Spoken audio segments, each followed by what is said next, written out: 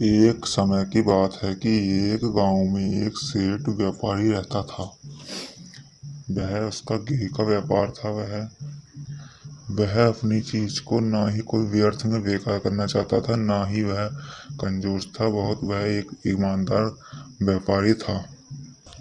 एक दिन वह किसी व्यापारी को अपना घी तोल रहा था तो उसके घी की एक बूंद जमीन पर गिर गई और वह उसने देखा और उस बूंद को उठाकर उसने उस बूंद घी को अपने हाथ पर मसल लिया।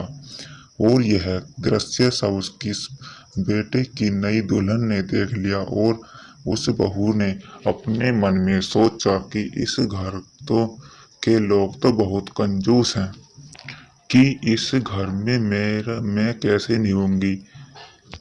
इसी बात को लेकर बहू चिंता में पड़ गई और फिर कुछ देर बाद उसने सोचा कि हमें कि एक प्लान बना लिया जाए।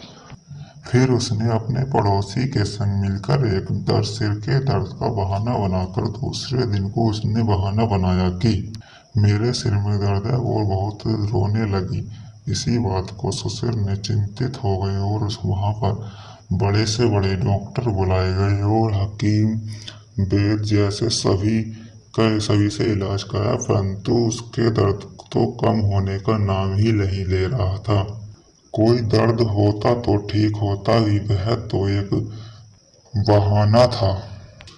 फिर कुछ ही देर बाद एक रास्ते पर आवाज लगाते हुए जा रहा था कि सिर के दर्द की दवाई लें, सिर के दर्द की दवाई लें। वह एक हकीम था।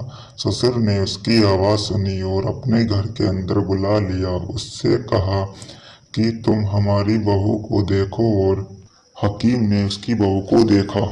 हकीम कोई और नहीं था जिसके साथ प्लान बनाया था, वह एक उसके वही पड़ोसी था। हकीम ने कहा इनके सिर का दर्द तो ठीक हो जाएगा, लेकिन इसका खर्चा बहुत होगा। हकीम ने कहा कि मैं तुम्हें 2,000 रुपये की दवाई दूंगा, जिससे वह एक जड़ी बूटी की बनी हुई है। ससुर जी कहते हैं हकीम जी, पैसों की तो कोई बात नहीं है, तुम ये लो 2,000 का नोट और उस दवाई को दे दीजिए।